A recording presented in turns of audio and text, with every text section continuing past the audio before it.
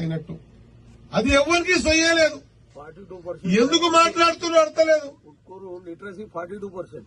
గుట్కూరు literacy 42% అంటే ఎక్కడ పోవాలి? ఎట్లా బతకాలి మనం? ప్రపంచం ఎక్కడ పోతా ఉంది? ఎందుకంటే మనని కావాలని తొక్కేసారు.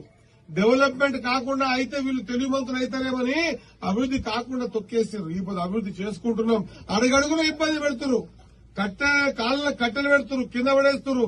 ఇంకా ఏదానికి ఒప్పుకోకపోయే వరకల్లా బటగాల్చి మీదేస్తున్నారు.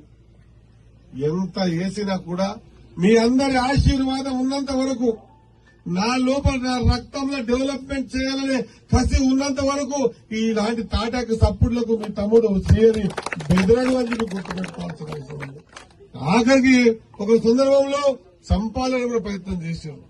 ఇక చావు అనేది రామలింగేశ్వర స్వామి ఇవ్వాలి.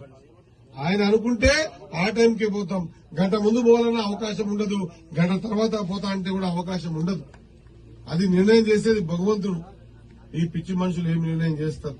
ఈ చావు ప్రతిరోజు బ్రతికి చస్తా ఉంటా. ఈ చావు మీద పెద్ద